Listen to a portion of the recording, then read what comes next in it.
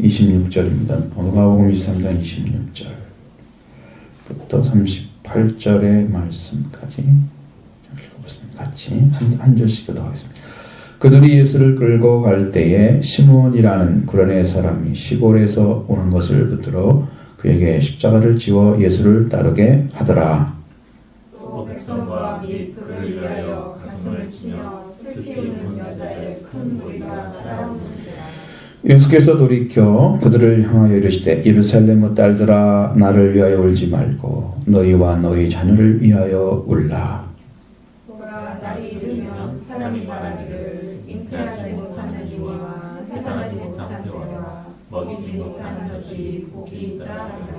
그때 사람이 산들을 대하여 우리에 무너지라 하며 작은 산들에 대하여 우리를 덮으라 하리라. 푸른 나무에도 이같이 하거든 마른 나무에도 먹게 되리요 하시니라. 또 다른 두 행악자도 사형을 받게 되어 예수와 함께 끌려가니라. 해골이라 하는 곳에 이르러 거기서 예수를 십자가에 못 박고 두 행악자도 그렇게 하니 하나는 우편에 하나는 좌편에 있더라. 예수께서 이르시되 아버지 저들을 사하여 주옵소서 자기들이 하는 것을 알지 못함이나이다 하시더라. 그들이 그의 옷을 나눠 제비 뽑을세. 백성은 서서 구경하는데 관리들은 비웃어 이르되 저가 남을 구원하시니 만일 하나님이 택하신 자 그리스도이면 자신도 구원할지어다 하고 군인들이 희롱하면서 나와 신포도를 주며 이르되 내가 만일 유대인의 왕이면 내가 너를 구원하라 하라. 그의 위에 이는 유대인의 왕이라 쓴패가 있더라. 아멘. 예수님이 지금 옥으로 넘겨줬죠. 빌라도가 유대인들이 넘겨줘서 지금 끌고 가는 장면입니다. 그건 뭐 골고다라는 곳으로 가는 게 확실하고요. 또 못 박힌 장면까지 나와 있습니다. 예수님이 구레네 시몬에게 그 예수님이 끌고 가는데 그 고통스러운 그걸 보고 그를 데려다가 그냥 억지로 십자가를 지워서 따르게 하는 이런 것도 있는 것 같아요. 여러분 구레네 시몬이 예비된 사람은 아니고 특별히 어떻게 이름을 알았는지는 알 수가 없어요. 근데 나중에 보면 구레네 시몬의 아들이 예수님 위해서 많이 수고한 것들이 나와 있어요. 전설에. 그러고 보면 구레네 시몬이 이걸 통해서 굉장한 신앙을 얻은 거예요. 예수님과 함께 걸었던 그것을 통해서. 그리고 자녀들이 회개를 하고 돌아온 것 같아요. 그런 장면들도 참 은혜로운 일이죠. 그에 참여만 해도 이런 일이 벌어지더라는 거예요. 참여만 해도. 그러니까 구속사에 참여한 핏줄들이 얼마나 위대하고 큰 것을 우리 마태복음 1장에서 쭉 얘기해 주잖아요.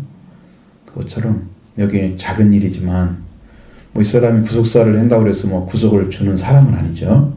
그러나 동참한 사람이잖아요. 그냥 동참한 사람. 근데 구레네라고 하는 곳은 이게 알렉산드리아 그 지역이래요. 그러면 그게 지금 이집트거든요. 근데 거기에 과거에 유대인들이 많이 유배돼가지고 디아스포라가 있었어요. 거기서 이제 유월절을 지키러 올라온 사람 중에 있는 거예요, 사람이. 그러니까 였다가 예수를 십자가에 가는데 억지로 지게 해서 따르게 했다는 것을 보여주고 있습니다. 백성들도 따르고 그를 위하여 가슴을 치며 우는 여자들의 큰 무리가 따라왔다 그랬어요. 다른 성경에는 안 나와 있는데 이 말들이. 여자들이 따라온 것은 사실이거든요. 사실인데 이렇게 큰 무리가 따라왔다는 말은 누가 보면 그랬어요. 그러니까 예수님이 남성상으로 보면 아마 최고의 권위를 가진 모자보다 더 높은 자리에 있을 거예요. 이 사람. 예수는 그 인간으로 볼 때는. 왜냐하면 작은 일에 보통 남자도 흔들리고 막 그렇게 해서 흔들리는 모습들이 많이 나타나죠. 근데 이분은 거의 흔들림이 없잖아요. 자기 삶에서 정도로 걸어가는데 그 여자들이 볼 때 느낌은 굉장히 좋았을 거란 말이죠. 그냥 그 예수님이 구주라는 사실을 알았을 경우에는 더 온전하게 믿었겠죠. 따라가는 모습들이 그냥 어떤 내가 좋아하는 사람으로서가 아니고 구주로서 보여진. 이런 부분도 있을 거예요. 그러니까 예수님이 거기에 대해서 초점을 맞춘 것은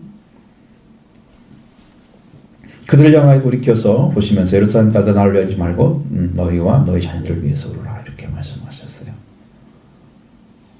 그러니까 예수님의 죽음을 위해서 울고 있는 사람들이 많고요. 죽음을 고통스러워할까 봐 미리 울고 가고 있는 사람들이 있단 말이에요. 그러니까 여러분 예수님의 죽음을 바라보면서 눈물을 흘리는 거 자연스럽나요? 올바른 건가요? 아니 나쁜 건가요? 그러면 지금 보면 지금은 어떻게 생각해야 돼요? 그래도 슬퍼야 돼요? 눈물을 흘려야 돼? 봐요. 그런데 생각을 잘 해보세요. 예수님이 이루신 구원을 보고 기뻐하는 걸 좋아하실까요? 아니면 그때 돌아가실 때 고통스러운 거 보면서 눈물 흘리는 걸 좋아하실까요? 거기 초점을 잘 맞추셔야 돼요. 지금은요, 여러분이 그걸 구원을 기쁨으로 받는 걸 훨씬 더 기뻐하십니다. 지금은. 그 당시에는 함께 걸어갔던 사람 느낄 수 있는 것이었어요. 예수님이 십자가에 가기 위해서 여러 번 넘어졌을 경우가 있잖아요. 십자가를 지고 가면서. 그러면 그 고통당한 모습 봤겠죠. 그러니까 눈물이 나오지. 저분 죄도 없는 것 같은데 왜 끌고 와 죽지? 저렇게 십자가 끌고 가지. 십자가 끌고 간 사람은 다 죽으러 가는 거 알고 있잖아. 그 사람들은. 그러니까 그 감정이 다 똑같을 거란 말이에요. 지금은 똑같지가 않아요. 일고 그렇겠구나라는 생각을 하죠. 그러니까 그 고난이라는 것에 대해서 아픔을 가지지 않는다는 뜻이 아니고 그것을 통해서 이루어 놓으신 그 구원 때문에 감사해서 울어야 된다는 말이에요. 지금은 그 아파하시는 모습을 보면서 그것 때문에 눈물을 흘리면 안 되고 그것이 중요한 게 아니고 근데 그 당시에는 예수님이 그 십자가에 못 박히기 위해서 가는 과정들이 너무나 험난하기 때문에 넘어지고 쓰러지고 십자가를 지고 구레네 시몬까지 그를 십자가를 지그하게 만들 정도로 그런 고통스러운 십자가를 가지고 갔잖아요. 그러니까 그걸 보면서 눈물을 흘릴 수가 있는 거예요. 틀림없이 그럴 수가 있는 거죠. 그럼 여러분이 십자가를 보면서 눈물이 나올까요? 지금은요, 감사해서 나오는 정상입니다, 이게. 얼마나 아팠을까 이것보다도 감사해서 나오는 거죠. 이게 진짜 은혜를 받은 사람이에요. 주님을 생각하면 너무 감사해서 눈물이 나는 거야. 정말로 감사해서. 어떻게 저렇게 고난 속에서 끝까지 하나님의 아들의 자리, 왕의 자리를 놓치지 않으시고 변하지 않으시고 그 중심을 세우시면서 하나님 뜻만 순종했을까라는 거죠. 얼마나 정확하게 맞춰서 갔느냐 말이에요. 그러니까 여러분 달나라 가려면 여기서 10m에서 우리가 옛날에 있잖아요. 권총을 가지고 눈을 맞춰야 될 정도로 어렵대요. 권총을 가지고 파리에 눈을 맞춰. 파리. 조그마한 파리 있죠. 그것을 눈을 맞출 정도로 어렵대요. 달나라 가는 것이. 근데 사람들 그게 해냈잖아요. 그러면 예수님이 우리를 구원하는 것이 쉬울 것 같아요? 사람이 돼서 사람의 죄를 위해서 죽고 부활하면 이런 것들이 쉬울 것 같아요? 그러니까 주님이 말씀에 조금도 어긋남 없이 하나님의 말씀대로 걸어가야만 이루어지는 것들이에요. 달나라는 것보다 훨씬 어려운 거예요. 그걸 맞추는 것이. 그러니까 주님은 거짓없이 아버지의 말씀을 정확하게 아시기 때문에 거기에 맞춰서 잘 하신 거예요. 그래서 일체 한 치의 오차도 없이 하나님의 말씀을 완성하시고 그걸 이루어서 구원을 주신 거예요.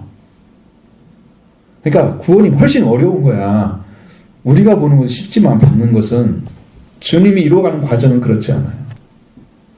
개인의 감정이 들어가면 안 돼요. 예를 들어서 십자가에 못 박히기 전에 겟세마네 동산에 올라갔을 때 제자라고 막 이야기하잖아요. 내가 죽게 됐으니 마음이 너무 괴롭다. 막 얘기하면 하나도 안 알았죠. 에이 나도 안 할래 이러면 어떡해. 자기 감정에 의해서 그런 말 할 수 없는 거죠. 100% 아버지 뜻만 맞추고 사람들의 의로나 이런 것은 아예 생각을 말해야 돼. 왜? 죽는 것도 잘 모르고 부활을 어떻게 알아요? 죽는 것도 모르는데 무엇에 죽는지 모르는데. 그러니까 사람들의 위로는 아예 1분도 없는 거예요. 예수 그리스도는 아버지의 뜻만 중심으로 사셨다는 거예요. 그런 구원이 있어요. 그러니까 그냥 준 구원이 아니란 말이에요. 엄청나게 정밀하게 이 말씀대로 이루어야만 되는 구원이에요. 그것이 여러분 요한복음 19장 40절에 다 이루었다는 말씀 한마디로 완성된, 거기까지 가야 되거든요. 그러니까 지금 이 사람들이 예수님에서 온단 말이에요. 그 예수님은 너희는 너희 딸을 이루라고 말씀하셨어요. 왜? 자기가 좀 불쌍한 게 아니고 나 이후에 예수님은 지금 어떻게 죽을 걸 아셨고 부활도 하신 거예요. 그러니까 그것은 아버지 손에 맡긴 거예요. 뭐 영혼을 아버지 의탁하는 거 보면 알잖아요. 아버지 손에 언제 맡겼죠. 그러니까 예수님은 아버지와 관계에서 절대 관계가 이렇기 때문에 그게 두려운 게 아니고 그게 죽음이 무서운 게 아니란 말이에요. 앞으로 당할 일이 무서운 거야. 예수님 그걸 내다봤단 말이에요. 전부. 그런 예루살렘의 백성들이 자기와 자기 백성들을 위해서 지금 우려할 시간에 예수님을 위해서 오는 거란 말이에요. 지금 따라오면서. 그 울음이 선한 것이 아니란 말이에요. 주님 보시기에는. 네. 주님은 멸망하는 게 아니더라. 이스라엘 백성들은 망하는 거거든요. 근데 그게 안 보이잖아요. 그 사람들은.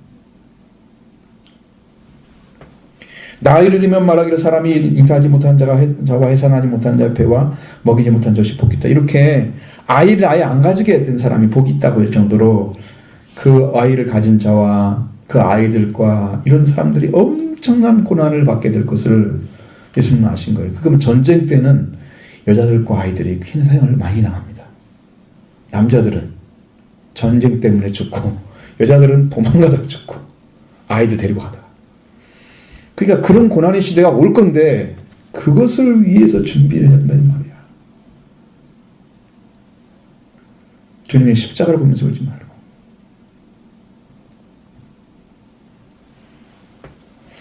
자, 얼마나 고통스러우면 사람들한테 산 보고 우리한테 무너지라고. 그냥 죽으면 좋겠어. 다른 사람이 고통 안 받고. 그죠? 그 정도로 힘든 시간들이 올 거라는 거죠. 여러분 한반도에도 전쟁이 일어나면요. 우리도 정신없을 거예요. 지금 갑자기 김정은 그 국방위원장이 중국을 가니까 아베가 또 미국을 간대. 우리나라가요. 굉장히 어려운 위기종이 지금 들어있습니다. 왜? 이제 미국이 이제 북한에다 적대 관계를 안 만들면 일본도요. 우방국이 아니고 동맹국에서 안 되는 거예요. 한국이 북한을 적으로 안 만들면 우리하고 동맹국이 끊어져 버리는 거예요. 적대국이 있을 때만 동맹국이 필요한 거예요. 그러니까 이런 것들이 다 지금 흔들리고 있잖아요. 전북 정상회담 한다, 북미담 한다. 그러니까 어디다 발을 맞출지를 모르는 거야. 지금 숨을 못 쉬고 있는 거지. 상황이 굉장히 어려워지고 있어요. 대신에 이제 한반도의 통일을 원하신다면 하나님이 저는 거기에 초점 맞추면 좋겠어요. 기도할 때 하나님 인도해 주셔서 내 민족이 살 수 있는 길을 열어달라고.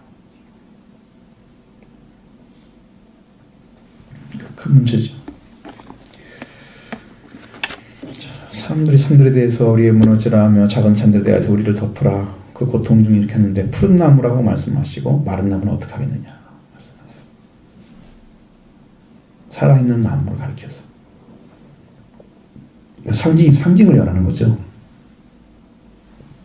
살아있다고 하는 것과 죽어있다고 하는 것. 마른 나무는 죽은 거잖아요. 이런 고난 속에 들어갈 때는 산자가 제 역할을 해줘야 돼요. 산자가. 진짜 우리 할 때 울고요. 그것을 알아서 하나님께 고백해서 도움을 얻어야 되거든요. 그 시간이 합쳐져 가지고 나중에 하나님께서 어떤 삶을 살았느냐 그 민족의 무게를 달아보면 어떤 사람의 그 말씀을 가지고 순종하는 사람이 많았는지 그걸 다 보면 알 수 있잖아요. 어떤 사람은 그냥 인간적인 삶을 살았는지.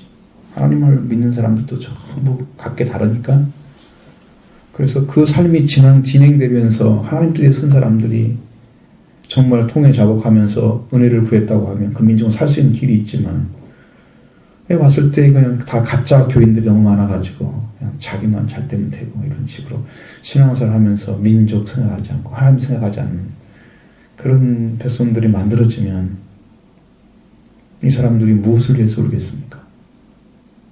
푸른 나무들이 자라야 되는데 마른 나무들은 이거 할 것이 없어요.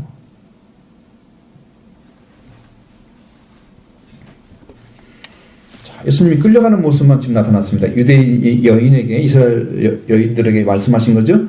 그 다음에 두 행악자에 대한 얘기가 쫙 열어집니다. 두 행악자가 사형을 받기 위해서 예수와 함께 끌려갔습니다. 해골이라는 곳에 갔죠. 우리가 본 것처럼 골고다라는 말과 해골과 똑같은 말씀입니다. 그곳에 이르러서 예수를 십자가에 못 박고 두 행악자도 그렇게 하니 하나는 편에는 좌편에 있더라.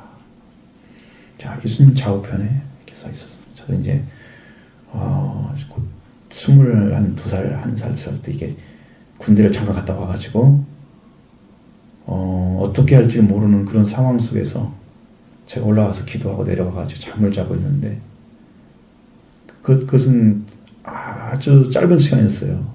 근데 그때 유리막처럼 쳐있는 그것이 쫙 펼쳐지면서 그 안에 예수님 계신 거예요. 근데 보니까 십자가가 3개 있더라고요. 유리막이 있으니까 소리가 안 들리잖아요. 소리가 좀 들었으면 좋겠는데. 그러면서 무슨 얘기를 하시는 것 같아요. 십자가에 대한 얘기를. 저는 지금도 기억이 선언한데. 근데 그때 봤던 꽃이요. 세상에는 없는 꽃입니다. 얼마나 큰지. 꽃이. 흐려가지고. 하나님 나라의 꽃이 그런가 봐요. 이 땅에 없는 꽃이 그렇게 큰 것이 많았어요. 그래서 그 모습을 보여서 십자가가요. 서 있는데 하얀 것인데 빛나요. 약간씩 빛이 나요. 번쩍번쩍하는 게 아니고. 이게 같이 예수님과 함께 고난을 받으면 영광을 받는다는 그런 것 같아요. 예수님과 함께. 어린 나이에 23살 정도 되는 그런 어린 나이에 주님이 그걸 보여준 거예요. 주님과 함께 고난을 받으라고 말씀하시고. 지금도 기억합니다. 예수님의 그 마음을 제가 읽었죠. 그 말씀하시는 일을. 자, 예수님이 십자가에 못 박혀서 하신 말씀 중에 또 한 가지 나오잖아요, 여기요. 우리가 20장에서 3가지 나왔죠. 말씀드렸죠. 자, 여기에 34절에 예수께서 이르시되 아버지여 저들을 사하여 주옵소서. 자기들이 하는 것을 알지 못함이나이다. 자, 지금 십자가에 못 박는 자들 위해서 기도하는 거죠. 예수님 못 박았던 자들을 위해서. 참 이것은 그 예수님이 기도를 해서 그 사람이 죄를 용서받았든지 안 받든지 간에 그것은 두 번째 문제고, 그 못 박은 사람을 위해서 기도했다는 예수님의 마음을 우리가 읽을 수 있단 말이죠. 스데반도 저들의 죄를 사해달라고 기도했습니다. 자기를 불 던지는 자들을 위해서 저들을 사해달라고 기도했습니다. 그러니까 그 심령이 어디서 왔느냐는 거예요. 자기를 못 박는 자를 위해서 대신 기도해줘요. 여러분, 이게 기도하면요, 이게 그 사람 대신해서 회개해 주는 거예요. 그를 위해서 기도해 주잖아요. 어떤 대상을 향해서. 그럼 회개해 주는 거예요. 그 생명 하나님 살려주세요. 그럼 내가 대신 회개를 해주는 거예요. 그 생명을 위해서. 예수님은 이것을 통해서 살렸습니다. 생명을 살렸는데, 예수님이 그 회개하신 것은 십자가에 달리기 전에는 세례받을 때 물로 들어가셨죠. 죄인 자를 썼죠. 의인으로서 죄인 자를 쓴 거예요. 그게 회개의 자리입니다. 그 다음에 십자가에서 회개의 자를 썼습니다. 두 번 회개의 자를 썼어요. 예수님이 안 받아도 될 것을 받은 것은 우리를 대신해서 하고 있는 거예요. 그게 회개의 자리예요. 우리도 다른 사람을 위해서 대신해 기도할 수 있다면 그게 회개의 자리인 거예요. 다른 사람을 위해서 하는 거잖아요, 지금. 이렇게 하나님 해주세요. 이 생명 있게 살려주세요. 하는 거죠. 회개의 자리입니다. 그것이 구원의 역사죠. 그게 하나님의 은혜이고, 그렇게 들어갑니다. 그래서 저들의 죄를 사하여 주옵소서. 자기들이 하는 것을 알지 못합니다. 자, 여러분, 알고 하는 사람, 얼마나 잘못된 일인지, 이게 얼마나 악하고 추악한 일인지를 알고 하는 사람도 있고 모르고 하는 사람도 있습니다. 근데 알고 하는 사람들은 용서받기가 힘듭니다. 근데 용서받을 수 있는 사람은 모르는데 하고 있는데 이것을 알게 되면, 이게 성경에도 그 나오잖아요. 계명 중 하나를 중에 어겼다가 나중에 기억이 나면 어떻게 하라고요, 제사를? 뭘 드리라고? 무슨 제사 드리라고 했어요?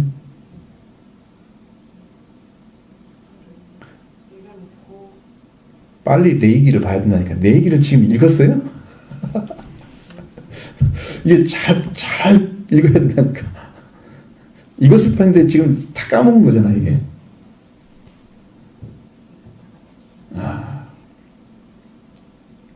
제 기억으로는 6장쯤 있나 잘 모르겠어요. 정확하게는.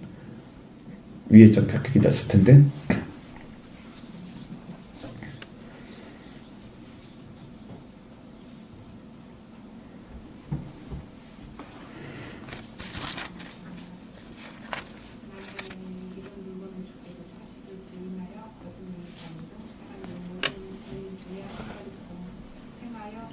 무슨 죄를 드리라 그래요?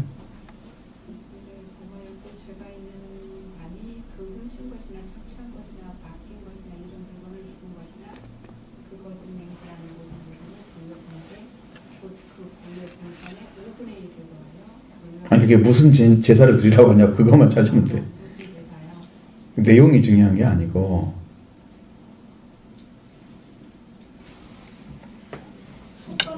그렇죠. 속건지잖아요.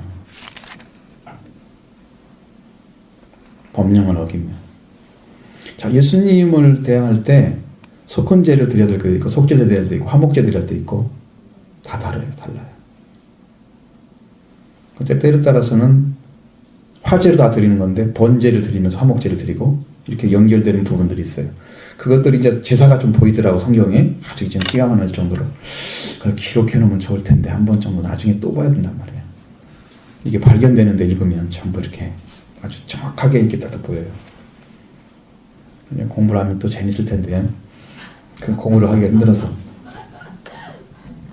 잘 알지 못하고 범죄를 했다가 그 제사가 드렸잖아요. 그럼 제사를 드려야 하잖아요. 그 사람이 범했으니까. 그 예수님이 대신 지금 속건제를 제물로 드려주는 거예요. 알지 못했다가 알아지는 거. 훔쳤다가 이게 죄지 알아지는 거. 땅에 일어났죠. 이사야 53장에도 속죄제란 말 안 쓰고 속건제물로 드려지고도 그렇게 나와 있어요. 속건제물 보세요. 53장 보시면 나와요. 꼭 속죄제여야 되는데 속건제라고. 여러분 그렇게 주님은 다른 사람의 죄를 대신해서 지시는 분이다. 그럼 여러분 질 수 있는 방법은 없어요. 우리는 다른 사람의 죄를 대해서 지을 수 있는 방법은 없습니다. 우리는. 그러나 아뢰를 수는 있습니다. 다른 사람에 대해서. 그것을 여러분이 할 수 있는 방법이 있어요. 다른 생명을 대신해서 눈물을 위해 기도를 해주는 거죠. 하나님 생명 살려달라.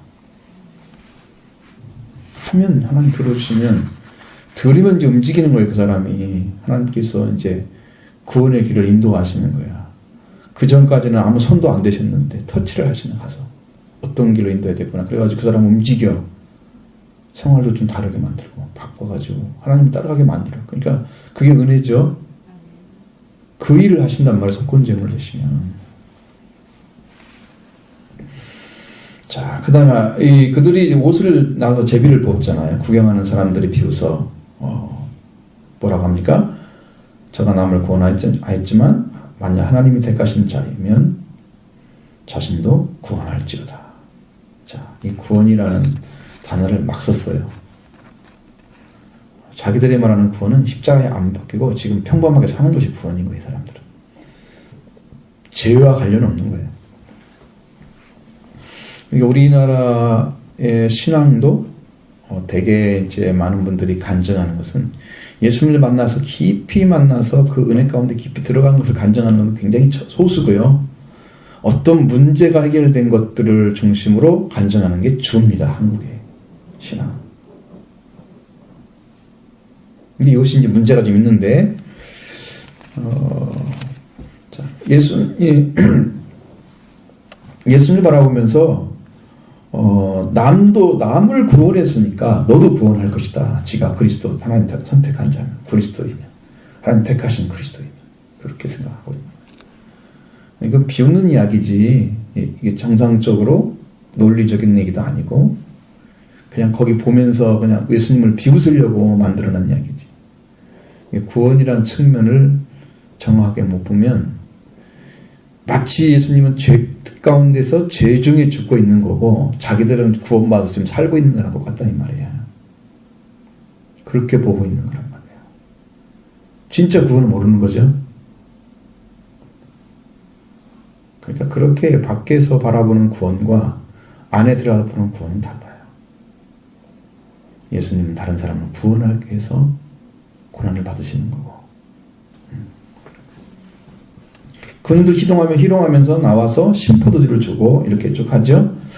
그리고 네가 유대인의 왕이면 네가 너를 구원하라. 또 이를 또 똑같이 얘기합니다. 왕이니까 왕으로서 사람들에게 구원을 펼쳐야 된다는 거예요. 응? 그게 뭘까요? 자, 예수님은 그들을 구원하는 방법이 뭐라고 말씀하셨습니까? 예수라는 이름은 그들을, 자기 백성을 그들의 죄에서 구원할 자라고 그랬지, 이 세상에서 잘되게 하는 구원을 말하고 있는 거 아니에요. 그 예수를 이루려면 어떻게 해야 돼? 죄 문제를 해결하잖아요.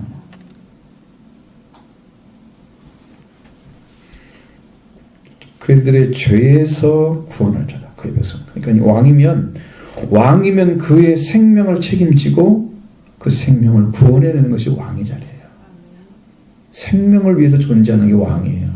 군림하는 자가 아니에요. 진짜 유대인의 왕은 예수님이란 말이죠. 진짜 유대인의 왕은. 왜? 유대인들을 대신 살리게 죽는 거잖아, 지금. 나중에는 그것이 이방인까지 연결되니까 이건 모든 사람을 위한 죽음이죠. 이 사람들은 희롱하면서 또 하는 말도 똑같은 이야기를 하고 있습니다. 근데 그 위에 유대인의 왕이라 쓴 패가 있더라. 마태복음 27장에 나와 있고, 요한복음 19장에는 뭐라고 나와 있어요? 응? 아니, 유대인의 왕이라고 써있긴 한데 문자가 3개가 써 있었잖아. 뭐예요?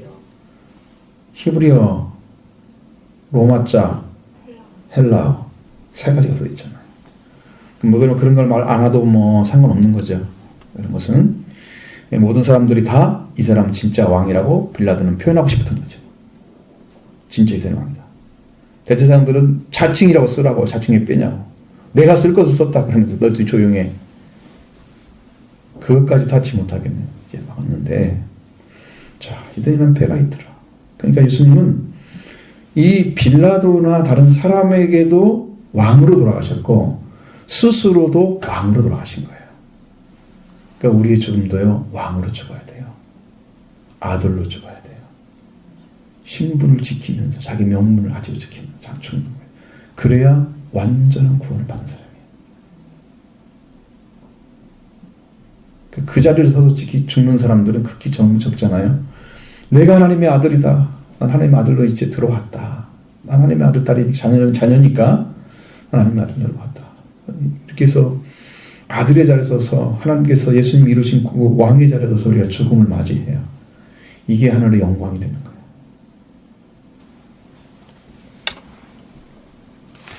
자, 39절부터 43절. 한림학자 중 하나는 비방하여 이르되 네가 그리스도가 아니냐 우리와 우리를 구원하라 하되, 하나님은 그 사람을 고쳐서 이르되 내가 동일한 정죄를 받고서도 하나님을 두려워하지 아니하느냐. 우리는 우리가 행한 일에 상당한 보응을 받는 것이니 이에 당연하거니와 이 사람이 행한 것은 옳지 않은 것이 없느니라 하고, 그때 예수여 당신의 나라에 임하실 때에 나를 기억하소서 하니. 예수께서 이르시되 내가 진실로 내게 이르나니 오늘 네가 나와 함께 낙원에 있으리라 하시니라. 아멘. 자, 이 말씀에도 딱 한 가지만 이제 보면은, 여러분 정죄를 받았을 때 그 정죄받은 자신이 죄를 지었기 때문에 받는다는 사실을 알고 있는 사람은 그 사람은 구원자가 필요한 사람이에요. 이 사람은 왜 오른쪽에 달린 사람과 왼쪽에 달린 사람은 서로 다르게 얘기하잖아요. 그러니까 여러분, 우리가 정죄를 받으면 죄를 지었어. 그러니까 정당하게 얘기했어. 우리는 죄를 지었기 때문에 정당한 거야. 이건 하나님의 징벌 받은 거야.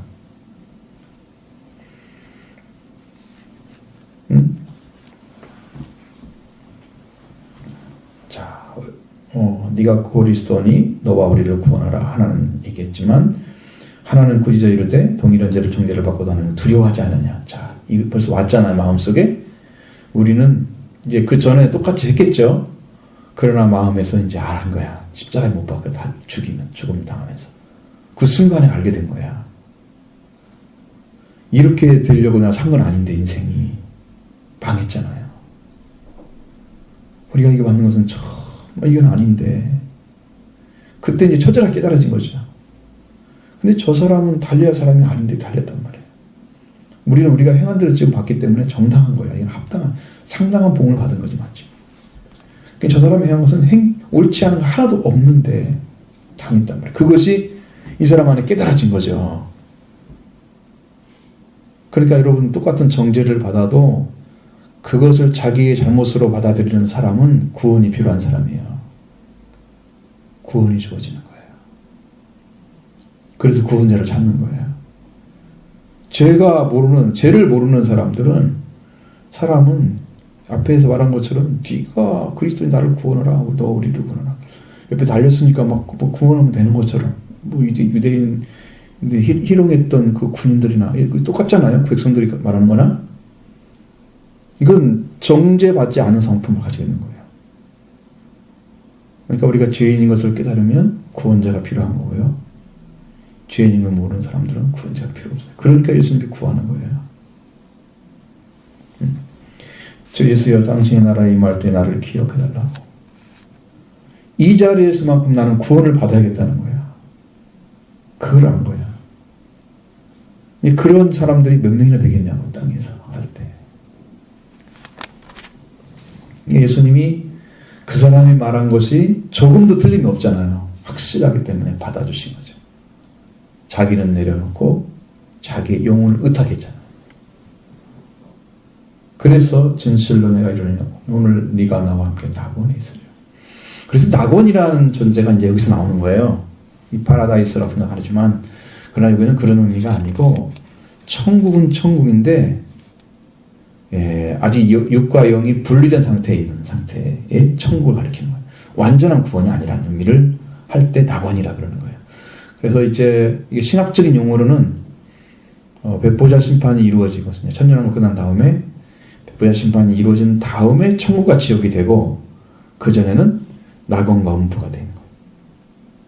용어상 그렇단 말이에요. 그래도 우리가 천국이라 불러도 지옥이라 불러도 아무 문제는 없어요. 없는데 용어상 그렇다는 거지. 그렇게 이해하시면 됩니다. 영적인 구원의 현장이 낙원이다. 시간이 많이 가니까 빨리 보겠습니다. 44절부터 49절. 때가 제6쯤 되어 해가 빛을 잃고 온 땅에 어둠이 임하여 제9시까지 계속하며 예수께서 큰 소리로 불러 이르시되 아버지 내 영혼을 아버지 손에 부탁하나이다 하고 이 말씀을 하신 후에 숨지시니라. 백부장이 그 일을 보고 하나님께 영광을 돌려 이르되 이 사람은 정녕 운명이었더라 하고 이를 구경하러 모인 무리도 그 된 일을 보고 다 가슴을 치며 돌아가고 예수를 아는 자들과 갈릴리로부터 따라온 여자들도 다 멀리 서서 이 일을 보니라. 아멘. 자, 6시쯤 됐으면 지금 12시가 됐잖아요. 12시가 됐으면 해가 빛을 잃을 리가 없잖아요. 해가 둥둥 떠 있어야 정상이잖아요. 근데 빛을 잃었다고 말해요. 그리고 9시까지 갔으니까 3시간 동안 지금 흑암이 찾아온 거죠. 그러니까 여러분 죽음의 세계, 영적인 죽음의 세계는 빛이 없는 세계입니다. 예수님이 돌아가시는 것이 그렇게 큰 일이었다는 거예요. 모든 우주 상태, 우주에 있는 모든 존재들을 물론 우리는 생각할 때는 태양계가 우리 은하계 안에 들어간 것들이지 태양계가 작잖아요. 우주 전체를 보면 뭐 코딱지만 하는 거 사실 작은 것 불과하죠. 근데 우리가 볼 때는 우주 전체가 캄캄해진 것 같아. 근데 사실은 지구만 캄캄해도 다 캄캄한 거랑 똑같아. 우리는 땅에 있는 것이잖아요. 그러니까 온 땅이 빛을 햇빛이 비를 잃었다. 그것은 그것들이 그 존재가 하나님께서 그걸 보여준 것은 하나님의 슬픔을 나타내시는 거예요. 하나님의 슬픔, 영으로. 성소의 휘장이 한가운데 찢어졌다. 이것도 예수님의 육체가 휘장이잖아요. 그 휘장이 찢어짐으로 이제 지성소에 들어가는 거죠. 예수님의 죽음으로 지성소의 문이 열려진 거예요. 예수님의 죽음으로. 속죄가 완성된 거예요.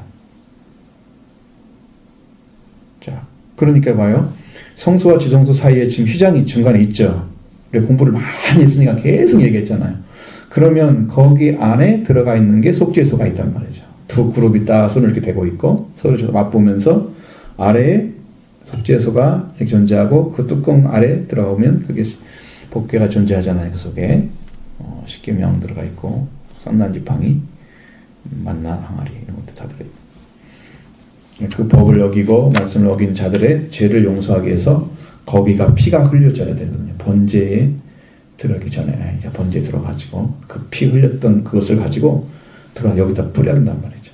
그러니까 예수님의 피가 끝에까지 와서 속죄소라고 하는 시은자 거기까지 뿌려져야 인류의 죄가 사해지는 거거든요.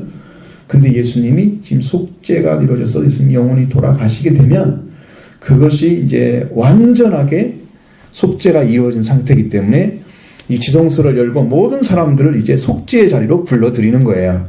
그러면 거기서 속죄가 완성되는 거예요. 여러분도 그 자리를 지금 초청받은 거예요. 그게 어렵죠. 무슨 말인지 좀 어렵죠. 어려우니까 알아들 때까지 들어야 한다니까. 내가 수십 분도 할 수 있어. 녹음 틀어놓으면 되거든. 얘기를 해가지고. 무슨 말인지를 알아야 되는데 지금.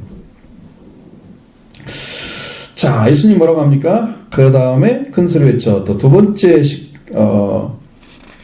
세 번째 여기서 하나를 해주고 그 다음에 십자가상 가장 7원에서 46절에 내용을 아버지 부탁합니다 하고 이야기하죠. 말씀을 합니다. 큰 소리로 외쳤다 그래요. 그러면 여러분 예수님은 영혼은 죽지 않았다는 거고요. 육체만 죽었다 그거예요.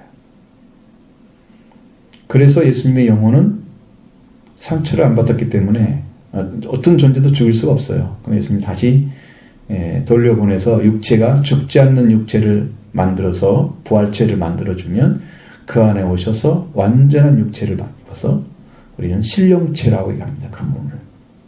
그 몸이 돼야 영생을 합니다. 그 몸을 가지고. 그것이 예수님이 이제 누가복음을 보면 그게 제일 잘 나와 있어. 24장이 쭉 보면 아주 너무너무 좋아요. 성경이.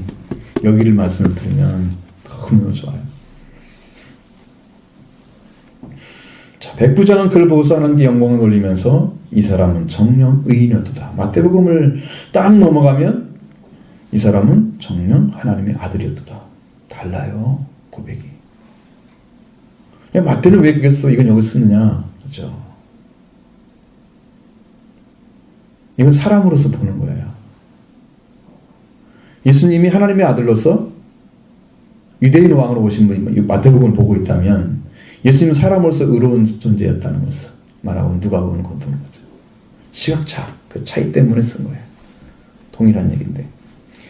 사람들이 이제 보세요. 구경하던 사람들이 모인 무리도 그 된 일을 보고 가슴을 치며 돌아가고 뭐만 했어요?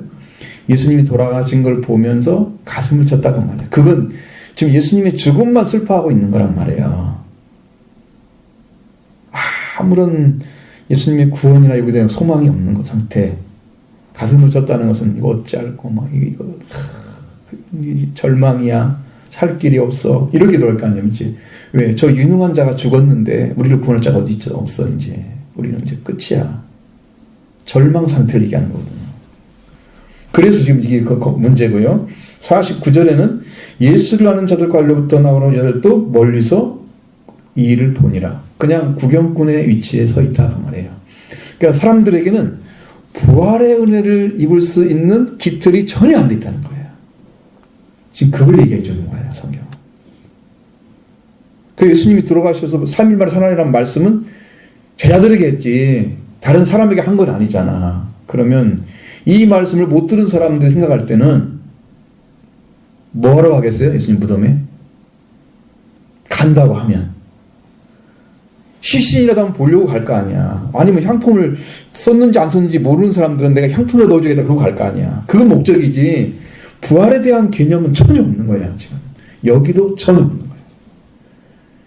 이게 신앙의 절망이 온 거예요. 여기서요. 이게 부활의 능력은요, 이렇게 무너져가는, 그리스도를 따르던 사람들이 무너져가는 그 사람들을 다시 영원한 회복을 주는 그 소망의 자리에 세우는 부활의 역사가 없었으면 이건 절망의 끝이에요. 너무나 큰 은혜죠. 자, 50절부터 56절까지 봅니다. 공회원으로 선하고 의로운 요셉이라는 사람이 있으니 그와 행사에 참석하지 아니한 자라. 그는 유대인의 아들의 사람이요 하나님의 나라를 기다리는 자라. 그가 빌라도에게 가서 예수의 시체를 달라 하여 이를 내려 생각으로 싸고 아직 사람을 장사한 일이 없는 바위에 판 무덤에 넣으니 이날은 준비일이요 안식일이 거의 되었더라. 갈릴리에서 예수와 함께 온 여자들이 뒤를 따라 그 무덤과 그의 시체를 어떻게 두었는지를 보고 같이 돌아가 양품과 향유를 준비하더라. 아멘. 다른 성경에는 아리마대 요셉이 다 침량 같은 것들 향유와 다 발라가지고 넣었다고 하는데 여기는 아직 넣지 않은 것처럼 마치 얘기하고 있잖아요. 근데 세마포로 싼 건 맞죠? 쌌습니다. 아리마대 요셉이라는 사람. 여기 사람은 유대인은 동네 아리마대 사람이라고 그랬고요. 하나님 나라를 기다리는 사람이라고 그랬습니다.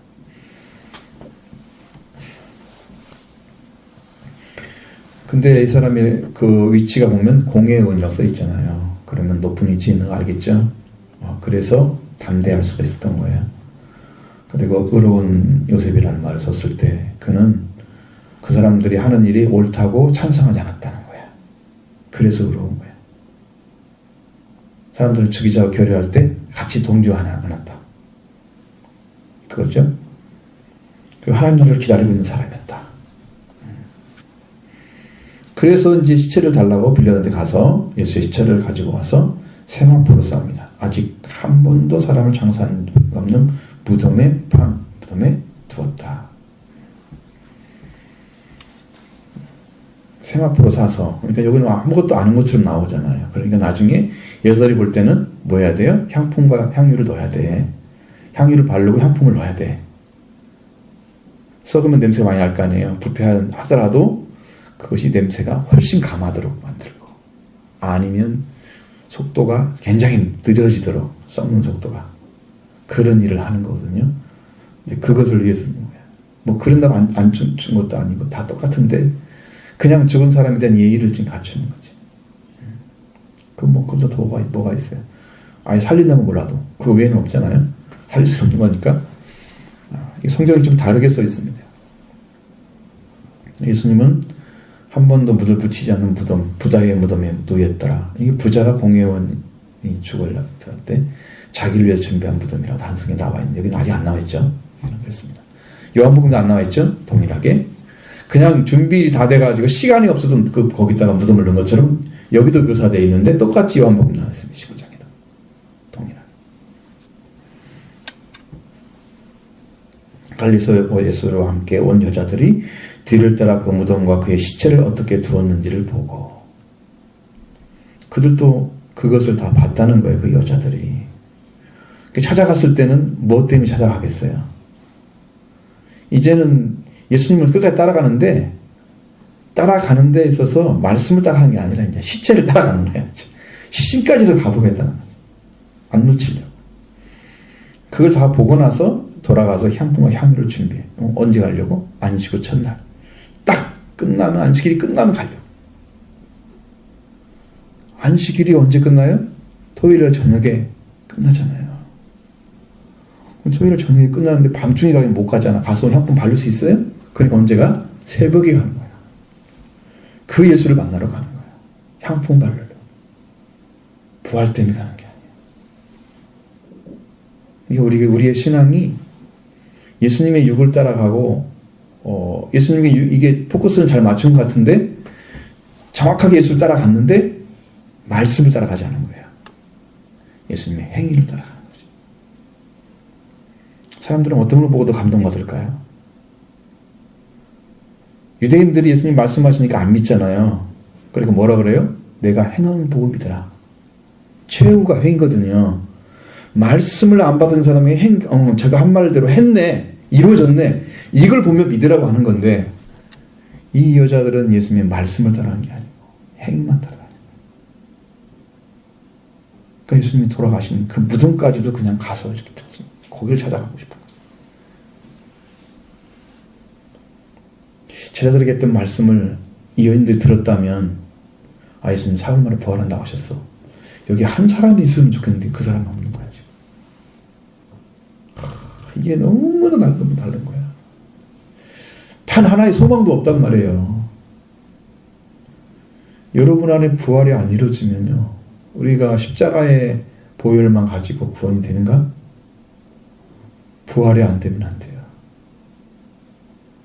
부활이 안 되면. 집만 깨끗하다고 그 집이 새 집이 아니고요, 새로운 사람과 살아야 새 집인 거예요. 주인이 찾아져야 되는 거예요. 우리가 회개했다고 해서 나는 이제 주님 말씀 따라 살아가야지 이렇게 했잖아요. 그 주님을 영접하지 않으면 주인이 없는 거예요. 그게 부활의 주님이 찾아오는 거예요. 부활의 주님이 오셔야 여러분의 새로운 생명의 주인이에요. 죄는 용서받았는데 주인이 없는 거야 지금. 그 예수를 죽은 자 가운데 살린 것을 믿어야 된다니까. 그 부활의 주님이 오셔야 주인이 이루어진다니까. 예수를 뭐로 시인하면? 주로 시인하며. 하나님께서 그를 죽은 자가 살리는 네 마음에 믿으면 구원을 얻으리니. 부활의 주가 오지 않으면 주인이 없는 거예요 지금. 예수를 주라고 시인했는데 주인을 영접해야 할 거 아니에요.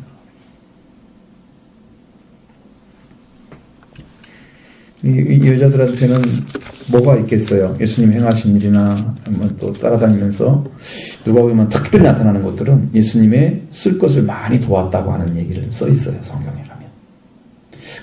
이 여인들은 예수님을 위해서 굉장히 희생적인 사람들이었다. 끝까지 예수님의 시신까지 만나려고 한 거지. 이제. 희생적인 사람들이었다. 말씀을 안 따라가면 부활의 소망은 없는 거예요. 그게 문제인 거예요. 그래서 예수님이 행하신 것을 아무리 봐도 예수님이 가지신 그 의식의 세계에 들어가고 하나님의 자녀로 부활되려면 말씀을 따라가야 돼요. 말씀이 들어와야 그걸 알아요. 이 심령이 어떻게 살아야지를 알아요. 여기서 막 별 능력을 다 행하잖아 사람들이. 하나님 살아계시네. 그것만 알아요. 마음이 안 들어가요. 말씀이 안 들어가요. 성령이 심령을 구원하는 말씀으로 선포가 돼야 돼요. 그래야 사는 거예요. 이 여자들은 끝까지 예수님의 시체만 따라간 거예요. 이제. 마지막은. 그 문제가 있는 거예요. 그러니까 여러분 신앙은 그게 끝이 아니다. 뭐가 있어야 된다? 우리에게는 속죄와 부활이 있어야 된다. 이미 휘장은 찢어졌잖아요. 예수님 돌아가실 때. 뭐가 이루어졌다는 거예요? 속죄가 완성됐다는 거예요. 예수님이 피로써 이 속죄소에 피가 떨어졌다는 거죠. 그러니까 이 휘장이 찢어진 거예요. 예수님 육체의 죽음으로 인해서. 휘장은 저의 육체니라. 그렇죠? 육체의 죽음으로 휘장이 찢어진 거예요.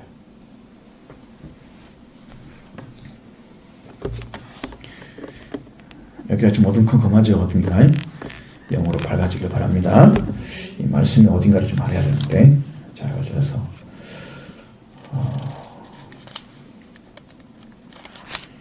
같이 말씀을 생각하면서 여러분도 깊이 들어가기를 원합니다.